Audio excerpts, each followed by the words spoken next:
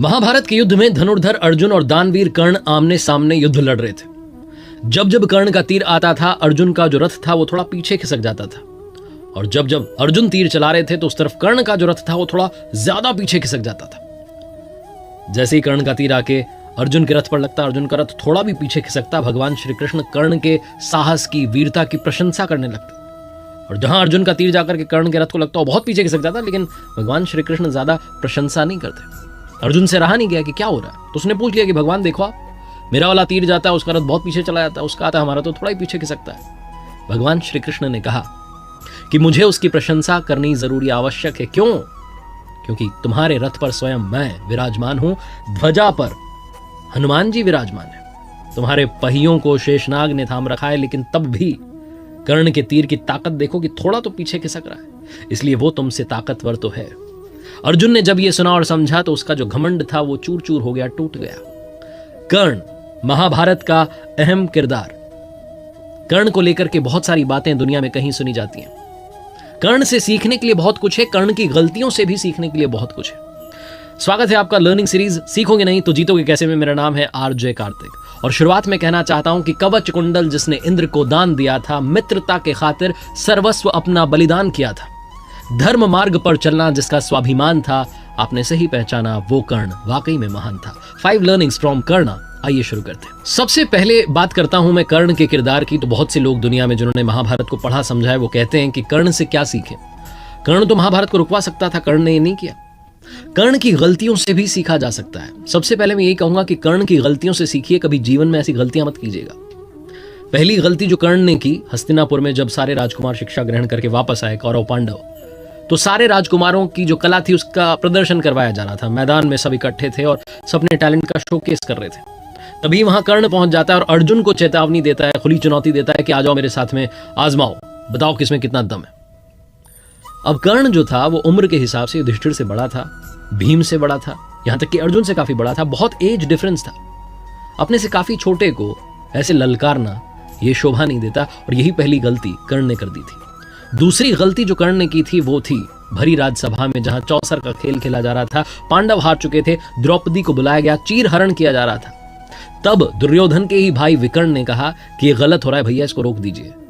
तब कर्ण विकर्ण से बहस करने लगा और कहने लगा कि ऐसी स्त्री के साथ तो यही सब होना चाहिए। बहुत सारे ऐसे शब्द कह दिए जो नहीं कहने चाहिए थे, और वही सब जो शब्द थे, वही जो दृश्य था, वही महाभारत का कारण बना। कर्ण चाहता तो वो रुकवा सकता था, वो नारी का सम्मान कर सकता था, लेकिन वो आवेश में आकर कहता चला गया और युद्ध का कारण बना। इसलिए जीवन में कभी भी किसी भी नारी का अपमान मत करना। दूसरी बात जो सीखी जा सकती है कर्ण के किरदार से, काफी सारी अच्छाइयां भी थी, दानवीर था कर्ण।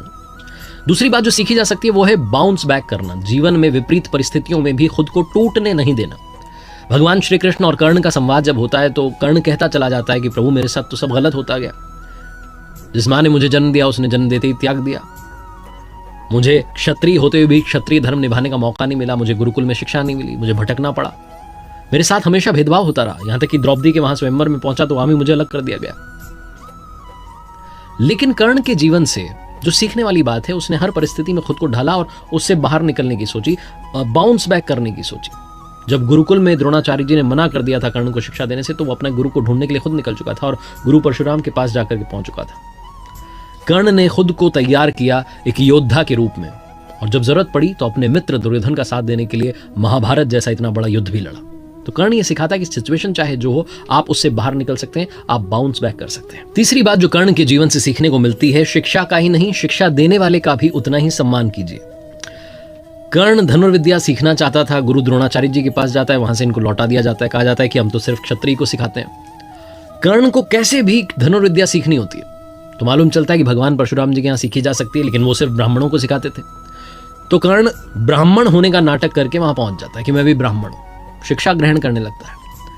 एक दिन भगवान परशुराम जी अपने शिष्य की गोद में सर रख करके आराम कर रहे होते हैं। तभी एक बिच्छू आता है और कर्ण की जांघ पर डंक मारने लगता है। दर्द तो कर्ण को बहुत हो रहा होता है, लेकिन हटाता नहीं है कि गुरुजी की नींद ना खुल जाए। भगवान की नींद खुल गई तो बहुत गुस्सा होंगे, नाराज होंगे, और वो विश्राम कर रहे हैं, उन्हें विश्राम करने दिया जाए तो सह लेता है सारे दर्द को। बिच्छू चला जाता है डंक मार के, खून बहने लगता है। कुछ समय के बाद में भगवान परशुराम की नींद खुलती है, वो देखते हैं कि कर्ण की जांघ में से खून बह रहा है। तो कहते हैं कि तुम ब्राह्मण नहीं हो सकते, इतनी सहनशीलता सिर्फ क्षत्रिय में होती है, कौन हो तुम बताओ। और गुस्सा आ जाता है और वो श्राप दे देते हैं कि तुम मेरी विद्या को तब भूल जाओगे जब सबसे ज्यादा जरूरत होगी, सबसे ज्यादा आवश्यकता होगी, उस समय तुम्हें याद ही नहीं आएगा। कर्ण चरणों में गिर जाता है, कहने लगता है भगवान ऐसा श्राप मत दीजिए। लेकिन श्राप एक बार दे दिया, वापस तो लिया नहीं जा सकता। वो कहता है कि मुझे नहीं पता मैं किस कुल में पैदा हुआ, कहाँ मेरा जन्म हुआ, मुझे कुछ पता ही नहीं है, मुझे बस धनुर्विद्या सीखनी थी, इसलिए आपके पास चला आया। भगवान परशुराम फिर अपने शिष्य को देख करके दया करके अपना विजय धनुष जो है दे देते हैं। एक और श्राप है जो कर्ण की मृत्यु का कारण बनता है। एक बार जंगल में राक्षस का पीछा करते हुए कर्ण दौड़ा चला जा रहा होता है और वो तीर चला देता है, तो तीर राक्षस की जगह जाकर के गाय को लग जाता है। गाय का स्वामी ब्राह्मण होता है, जब वो ब्राह्मण देव वहां आते हैं तो कहते हैं तुमने क्या कर दिया, एक असहाय को मार दिया, तुम भी जब असहाय रहोगे तो तुम्हें कोई मार देगा। और यही होता है युद्ध भूमि में, जब अर्जुन से सामना होता है तो विद्या भूल जाता है कर्ण, उसके रथ का पहिया दलदल में फंस जाता है, अर्जुन तीर चला देते हैं और कर्ण की मृत्यु हो जाती है। लेकिन सार ये है कि जिसने शिक्षा दी उनका भी सम्मान कीजिए और जो शिक्षा मिली उसका भी सम्मान कीजिए। चौथी बात जो सीखनी चाहिए कर्ण के जीवन से, कर्ण ने ना सिर्फ मित्रता की बल्कि मित्रता को निभाया भी। आज की लाइफ में बहुत सारे फ्रेंड्स होते हैं हमारे, लेकिन बहुत सारे फ्रेंड्स में से बहुत कम फ्रेंड्स होते हैं जो हमारी फ्रेंडशिप को निभाते हैं। कर्ण को मालूम था कि जीत इस महाभारत के युद्ध में पांडवों की होगी, क्योंकि उनके साथ में भगवान श्री कृष्ण खड़े हुए, लेकिन फिर भी कर्ण लड़ता चला गया, एक बार भी ना नहीं कहा। अपने मित्र दुर्योधन को यह भरोसा दिलाता गया कि हमारी जीत होगी, हम लड़ेंगे, हम जीतेंगे। कौरवों की पूरी सेना आंख मूंद करके कर्ण पर विश्वास करती थी। दुर्योधन ने भी मित्रता निभाई थी। जब पांडवों ने कहा कि कर्ण कोई राजा तो है नहीं, हमसे युद्ध कैसे करेगा, तो तुरंत एक राज्य का राजा दुर्योधन ने कर्ण को बना दिया था।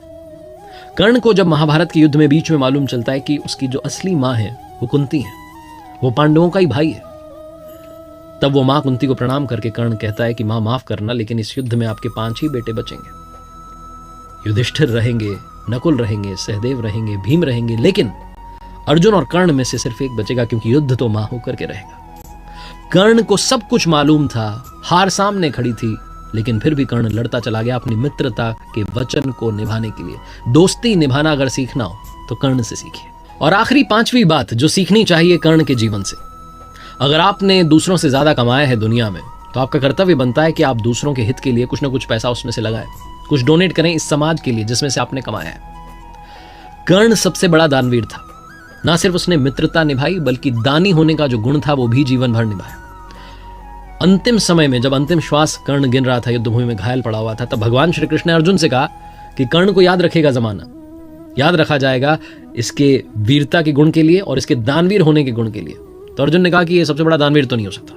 तो भगवान श्री कृष्ण ने कहा अभी बता देते हैं तुम्हें। ब्राह्मण का वेश धर करके पहुंच गए भगवान कर्ण के पास जो युद्धभूमि में घायल पड़ा हुआ था, और जाकर के कहने लगे कि आए तो हम आपसे मदद मांगने के लिए थे, लेकिन आप तो खुद ही अभी अपने अंतिम श्वास गिन रहे हैं, चलिए हम चलते हैं, बाद में आते हैं, अब आपसे मिलेंगे, किसी अगले जन्म में मिलना होगा। तो कर्ण ने कहा रुकिए महाराज, आप आए ब्राह्मण दे और आप खाली कैसे जा सकते हैं, माना कि मेरी मृत्यु बस होने वाली है, लेकिन तुरंत कर्ण ने युद्धभूमि में से पत्थर उठाया, अपना सोने का दांत तोड़ करके उनको दे दिया और कहा ये ले जाइए, मुझे क्षमा कीजिएगा, मैं आपकी ज्यादा मदद नहीं कर पाया।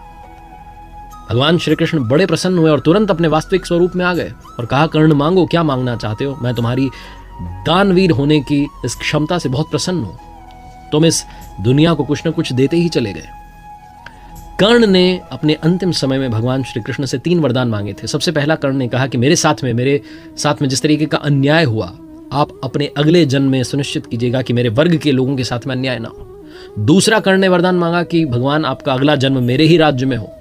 और तीसरा कर्ण ने वरदान मांगा कि मेरा अंतिम संस्कार ऐसा व्यक्ति करे जो पाप मुक्त हो। कहा जाता है कि भगवान श्री कृष्ण ने अपनी हथेली में कर्ण का अंतिम संस्कार किया था। आखिरी में बस ये कहना चाहता हूं कि जीवन में 2 मित्र हमेशा बनाना, पहले भगवान श्री कृष्ण जैसे जो ना लड़ें फिर भी आपकी जीत पक्की कर दें, और दूसरे कर्ण जैसे जिन्हें मालूम हो कि हार सामने खड़ी है लेकिन फिर भी